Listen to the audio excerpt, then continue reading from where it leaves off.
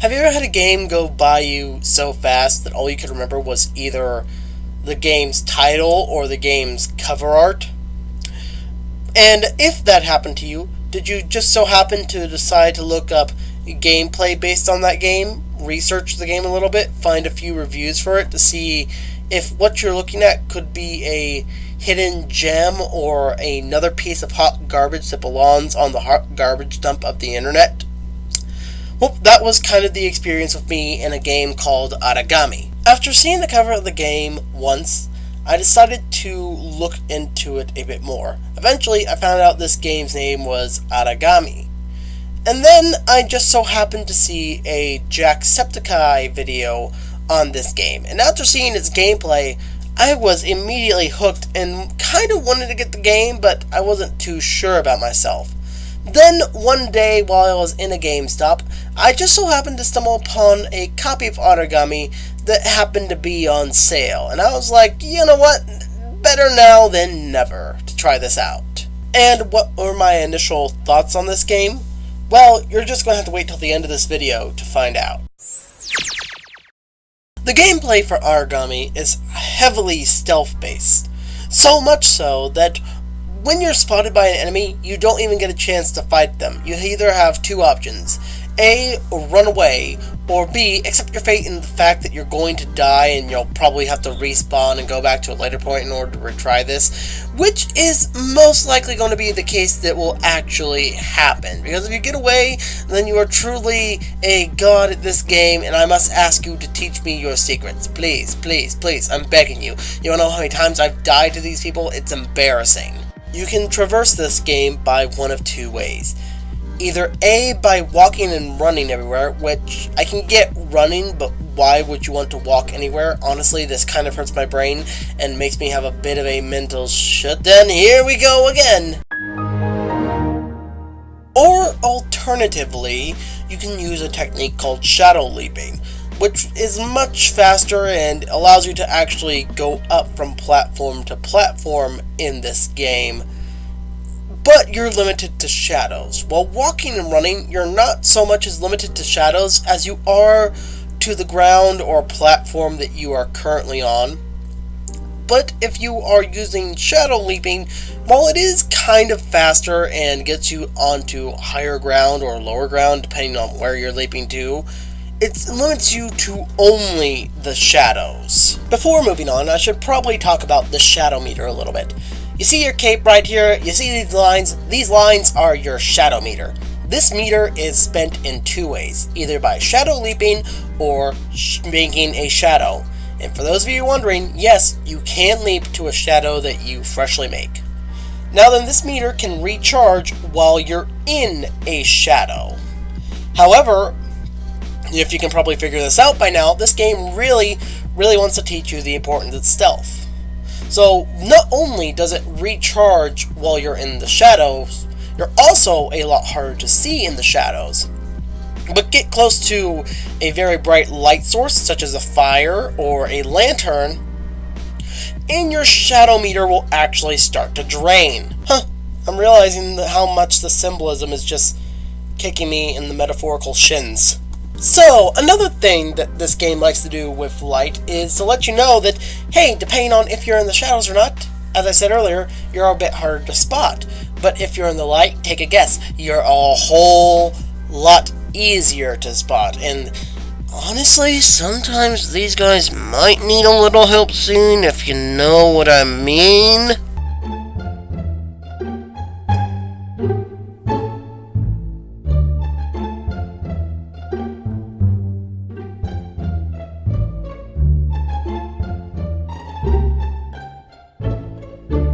You see these little circles here? I want you to ignore them for a second, and just imagine they're not there. Why? Because in order to explain them, I have to explain shadow techniques, and in order to explain shadow techniques, I need to explain the metal system of this game.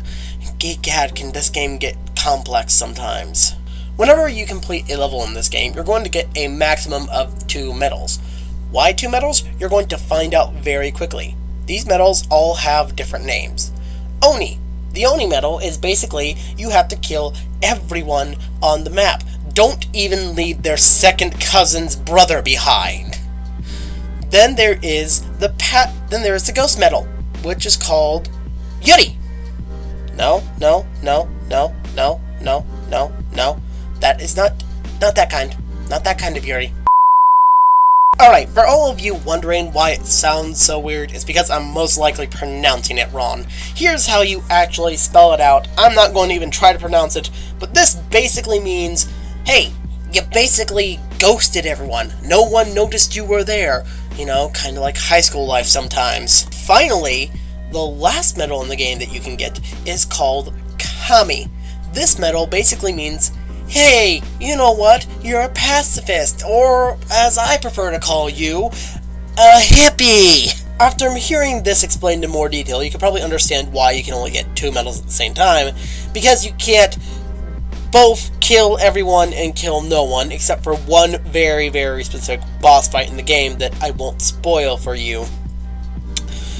So, there are ways that you can make getting these medals easier, and these methods are called shadow techniques. You can upgrade shadow techniques by finding scrolls and unlocking other shadow techniques by finding scrolls that are hidden throughout specific levels. If you want to find all of these, I would suggest honestly looking up a walkthrough or something, because that makes it extremely easy to find the scrolls. But you get 3 passive skills and 3 killing skills. Now then, on your cape are these 2 little circles that you've noticed earlier. These circles are actually how much of that technique you have to use. If you were to stick to using the amount of skills you get from the beginning of the level, you're only going to have 6 passive skills and 6 killing skills at your disposal. However, there are ways to refill it. One of the ways is shrines. Shrines will refill everything back to maximum. This is essential if you're trying to do a Kami playthrough. Know your shrines, find your shrines. Shrines also act as kind of a quick save spot, so they're always useful to find. While shrines are important for a Kami playthrough, they're not as important for an Oni playthrough. Why? Because there's a thing you get called a shadow kill. When you get shadow kill by finding scrolls in the game to upgrade yourself and upgrade your shadow techniques, shadow kill will actually recharge your shadow technique that you have currently equipped by 1 per kill. This can be very useful when you're trying to kill multiple people and you need multiple shadow techniques in order to kill everyone on the map. Again, this is for an Oni playthrough. Before moving on to the next segment, here were a few things that I wanted to explain but didn't feel like they needed that much explanation. Scrolls. These are used to upgrade your character, upgrade your Raven, and upgrade your shadow techniques, and even unlock shadow techniques that you haven't unlocked yet. You can find these throughout every level except for the first level and the last level.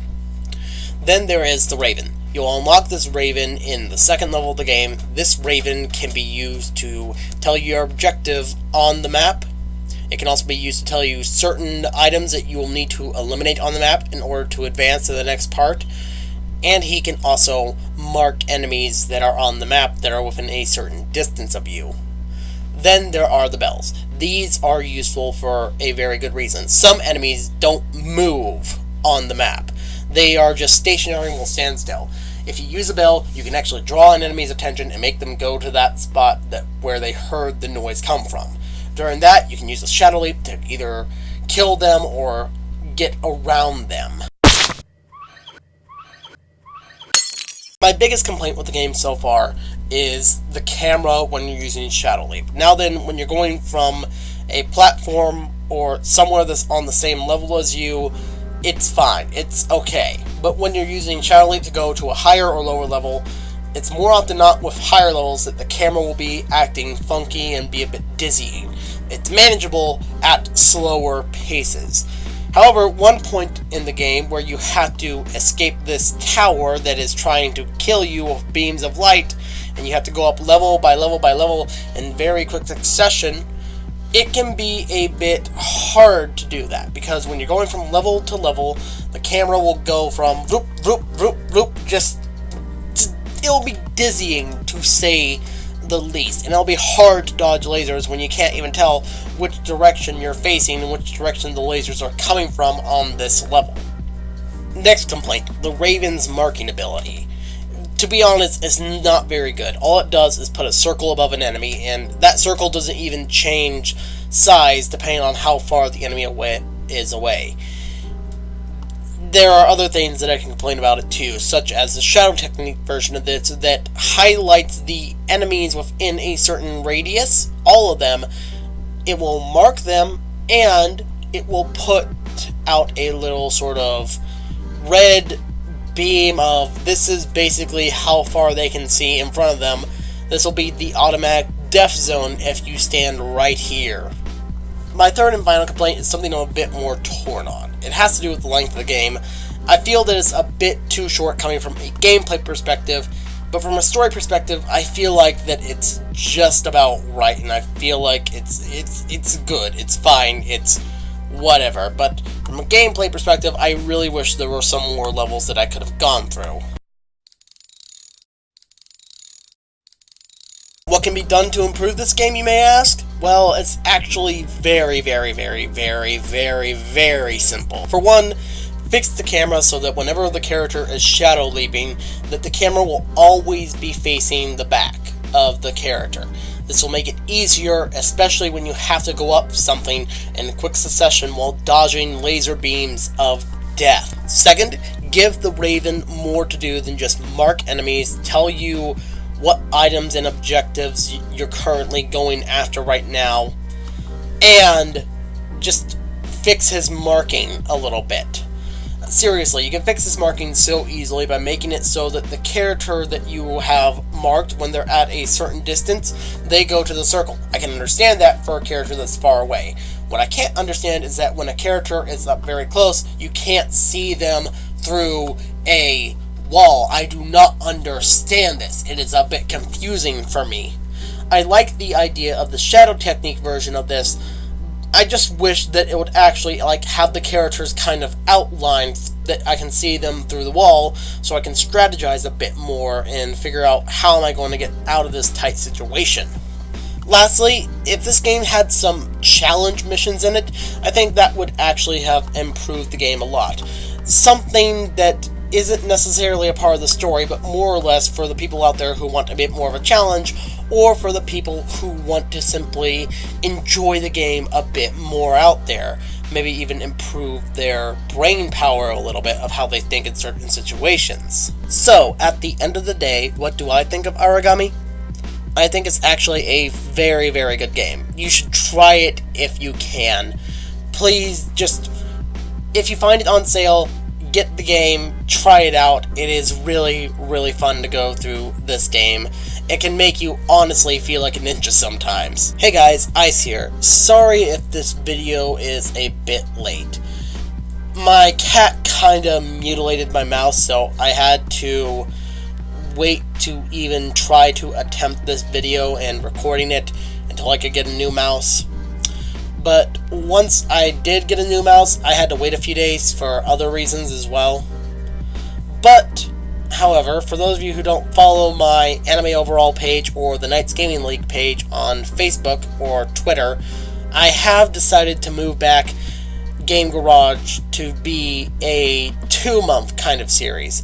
The first month is made to pick out a video game and for me to get a feel of the video game again so that I know what I'm talking about when I'm actually playing the game again. And it's kind of fresh in my mind.